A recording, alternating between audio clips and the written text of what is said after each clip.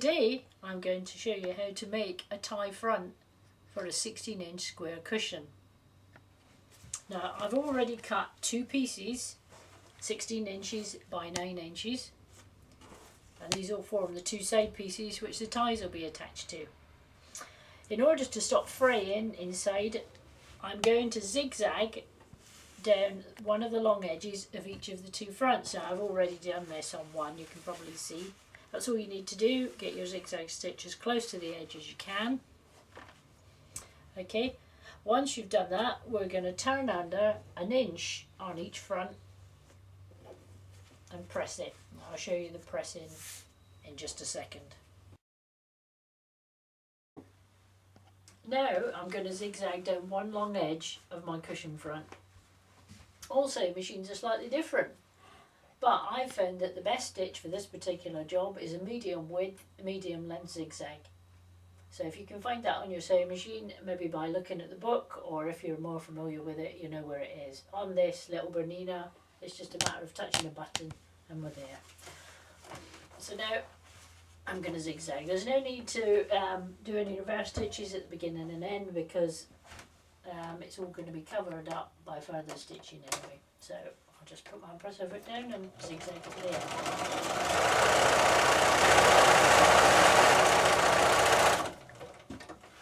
And there we go. Perfectly zigzagged.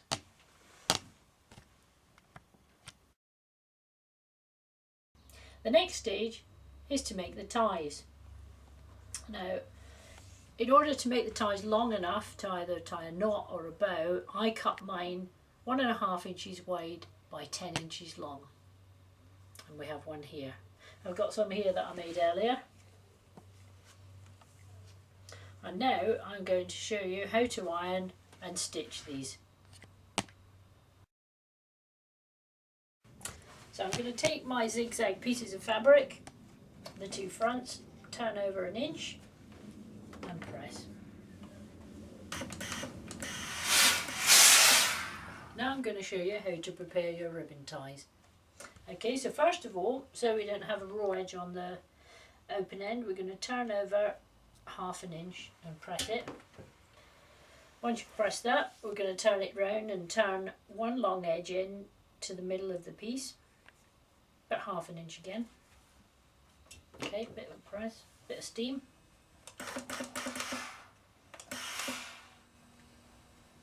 Once we've done that, we'll turn it round again and turn the other long edge in about 1/4 inch so it meets the piece that we've just turned over. Okay, give that a bit of a press. Mind your fingers here, it's all a bit narrow. Now the last stage is to turn the edge that we've just turned over 1/4 inch again, effectively covering all the raw edges.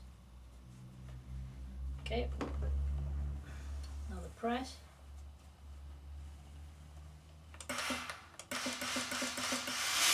Bit more steam. Now because we're turning so many small edges, it does tend to spring up a bit.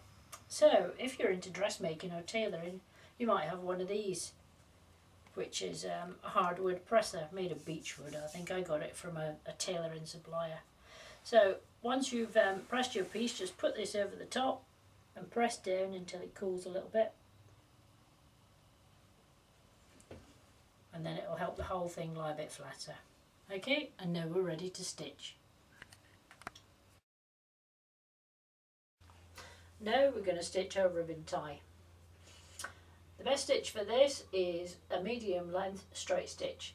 So on my trusty Bernina, it's just one touch of a button, but if you need to do it manually, it's about a 2.5mm length, stitch length that is. Okay, so in order to prevent the presser foot rucking up the end of the tie, it's best if you start sewing just about 1/2 inch in. Okay, make sure you're going to catch in the bit that we've turned under, so you need to be slightly over to the left on here. Right, a few stitches forward, and then however your reverse is on your machine, press your reverse button back to the beginning, and then forward again to the end.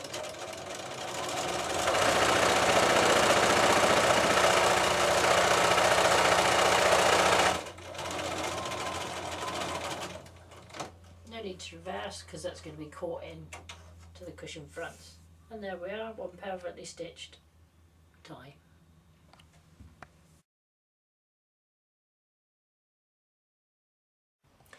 Now I'm going to show you how to attach your ribbon ties to the cushion fronts. And as we've got 3 ribbon ties for each front, we need to divide the area they're going to go onto into 4 sections. And then the bit between those 4 sections is where the ties will go. So I've got my ruler on here, and of course it's 16 inches because it's a 16-inch square cushion. So if I mark that into 4 sections of 4 inches, I'll just use a bit of tailor's chalk. So that's 4 inches, 8 inches and 12 inches. Okay.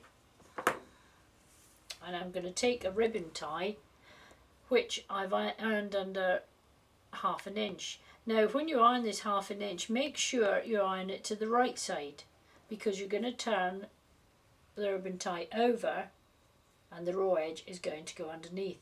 So when you turn it over to the right side, the cushion front, the right side will be uppermost.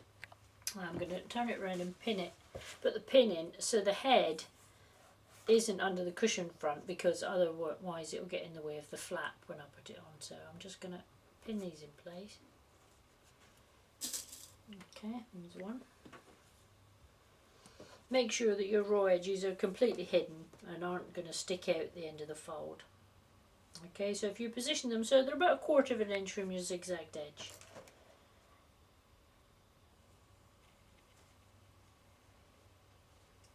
Now I'm going to place the flap on top with one edge on top of my ribbon ties. Okay, you can see if I turn it over.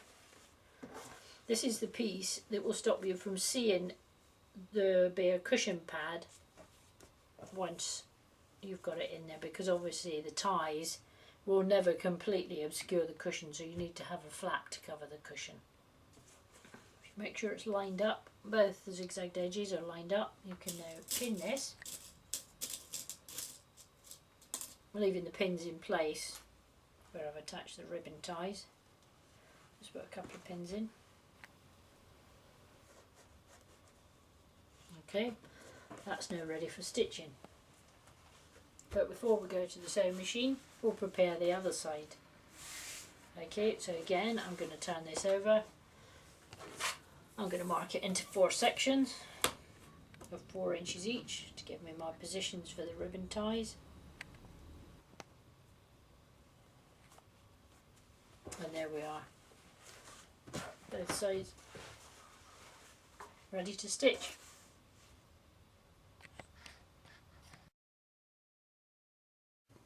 Now I'm going to stitch in my ribbon ties and stitch on my flap all in one operation. Okay, for this a medium length straight stitch will be fine, but 2.5mm again. So if you line it up so the edge of your presser foot is on the folded edge of the cushion front.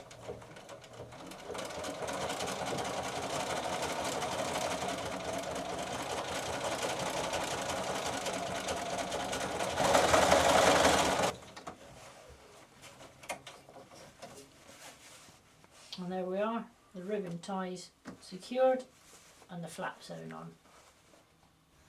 Now I'm going to attach the ribbon ties to the other side of the cushion, the one without the flap. So same process again, same stitch length, and just stitch.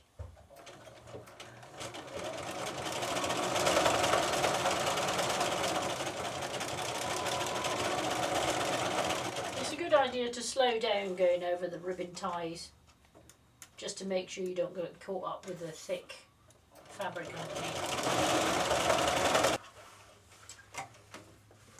And there we go, all attached.